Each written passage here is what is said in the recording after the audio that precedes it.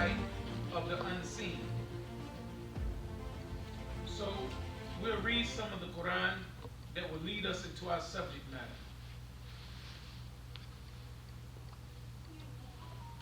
And I find this story of Yusuf very interesting because it contains lying, it contains deceptive intelligence, it contains jealousy, and it also contains envy. And we know that jealousy is born out of love, while envy is born out of hatred. When a person is jealous of you, you can make them step their game up. You know, you have a Cadillac, I want a Benz because you made me step my game up. That's a form of jealousy. It ain't that it's all bad. But envy will not make me want to get something better than you, but envy will make me want to get absolutely what you have. If we're in a room full of, let's say we're men and if we're in a room full of women, or vice versa, and for some reason the woman cater to you every time they see you, Brother Suleiman, and I think I'm okay, I'm fairly decent, but it seems like when you're around I get no attention.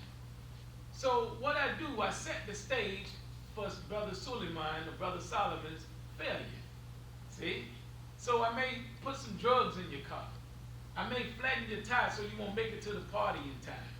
I may put something on you or put something in you to actually cause you your death or your freedom. Because I know if you don't show up, I'll be able to show out. That's envy. Envy, an envious person will kill you. And this is why Allah tells us in the Holy Quran, and I'll get into Joseph, peace be upon him. This is why Allah tells us in the Holy Quran, in Surah 1:13.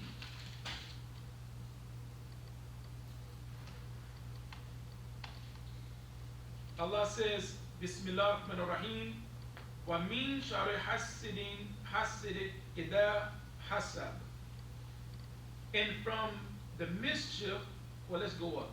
وَمِن شَرِّ النَّفَثَاتِ فِي الْعُقَدِ وَمِن شَرِّ حَاسِدٍ إِذَا حَسَدَ.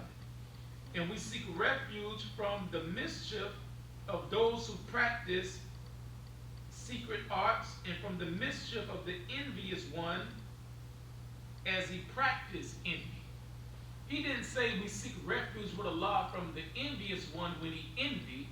We seek refuge with Allah from the envious one as he practiced envy. Can you imagine somebody practicing envy? See, practice, they say the 5 power P's, proper preparation prevents poor performance. So if this man is properly preparing himself, practicing how to envy, this is a man that is growing not up into just an envious person, but he's absolutely growing up into the mind of the devil, the mind of Satan, until he can master his envy. And once he masters his envy from a practical place or position, then he become a murderer, just like Cain did Abel. And this is where we find the first envious one. But let's get right into the story of Yusuf, or the event. Bismillah ar-Rahman ar-Rahim.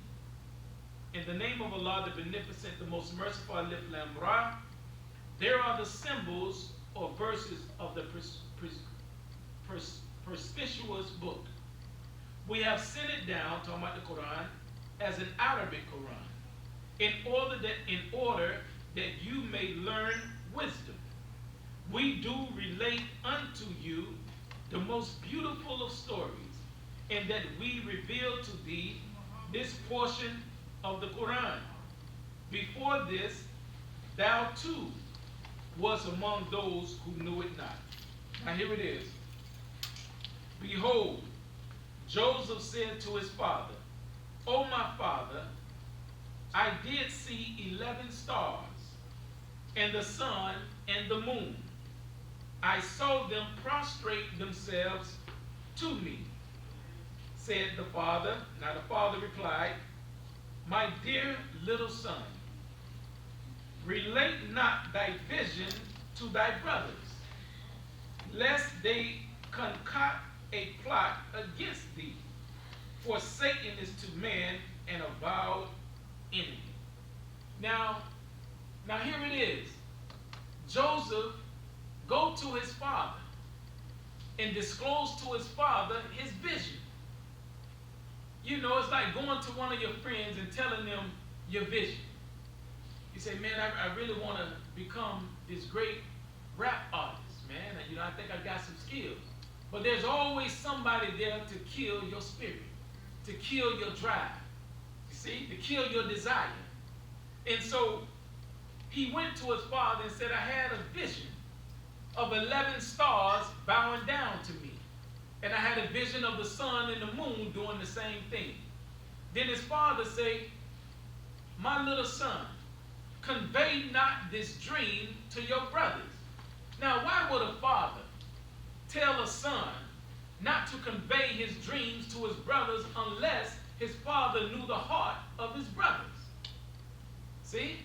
So the father evidently had to know the heart of Yusuf's brothers.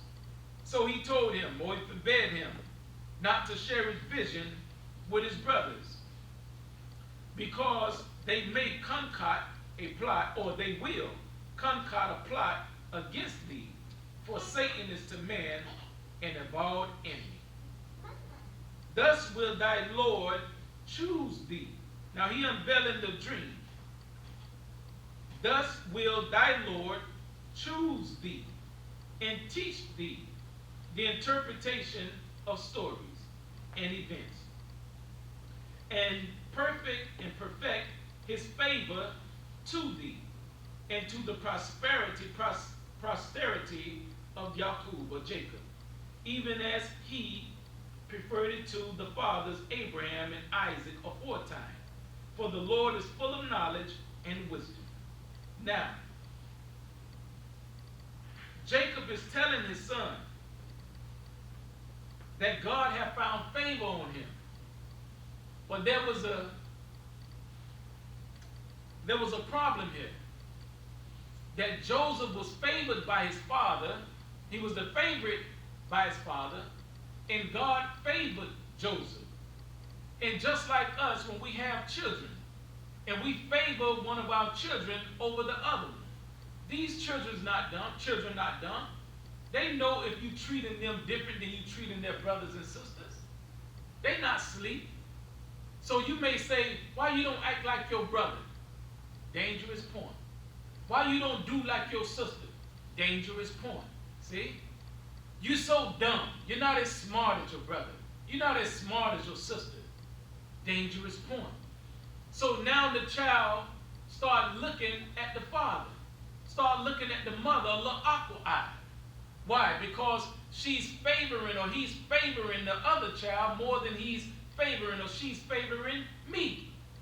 So now there's a confrontation between the two children. And they go to mama, they go to daddy to solve a problem that could prevent the shedding of blood. But the father or the mother takes sides with the favorite and say, you tripping. Make you think you tripping. And so what is the child to do? The child is to stop, walk away, look at the situation, and realize my father or my mother favor my brother or sister more than me, in which that may not be the case. Because having children, we know that each child deserves a certain type of attention. Some children need to be held. Some children need to be spoken to in a certain tone, while some children need to be talked to kind of rough. You see?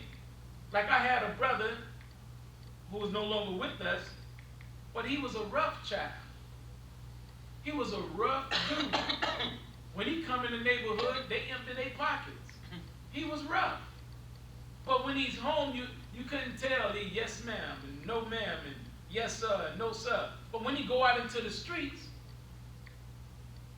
I want to say he's HELL on his peers. which caused him his life. See? Because a person that is afraid of you will kill you. That's right. And it caused him his life. But I say that to say, to us, he was a good dude. See? He was a real good dude. But to others, after he had been murdered, you hear a lot of people say they knew it was coming. See?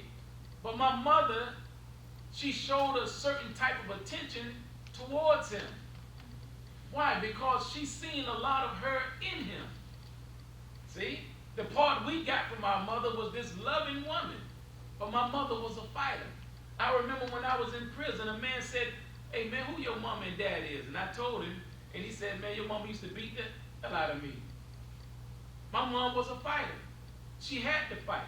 Coming up in Georgia, there was so much incest in Georgia, where your uncles were trying to take on you, your granddaddies were trying to take on you, your brothers trying to take on you. So she had to fight. She had a big, long gash on her thigh.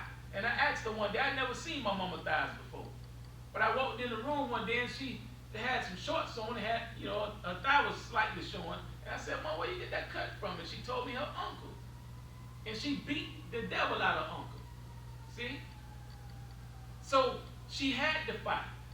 But once I was born and my other sister, we got the best part of this fruit that could have been spoiled right. See? And so she see a lot of the fight in my brothers. And so she catered to that part. And she kind of molded that and was bringing him out of it before his early demise. My sisters, she had to show a certain type of love towards my sisters. And all of her children, we all had a certain type of love she showed to us. And I'm pretty sure your mother did the same with you. See? So Joseph's father, by Joseph being born from another woman, and these brothers being born from another woman, and being envious of Joseph, because they feel that maybe his father is catering to his child because it's from another woman. Because the Bible says that Jacob was in love with the mother of Joseph. He was so in love with her. And it didn't quite work out, but he was in love with her. And may have seen some of her in the child. See? But the envy of the brothers concocted this plot to murder their little brother. And I'll close. The man just had a dream, a vision. But the brothers understood something about visions because they was Jacob's son too. So they had a gift of interpretation. They knew what it represented. Should we bow down to this little guy? Should we bow down to our younger brother? So they concocted a plot to kill him. So they say, let's cast him in the pit. First they said, let's kill him. And the older brother said, no, we can't kill him. Let's just cast him in the pit. And a passerby may come by and get him. And see, he was down in the pit, and by the time they came to get him out of the pit, the passerbyers came and got him. See, the Ishmaelites.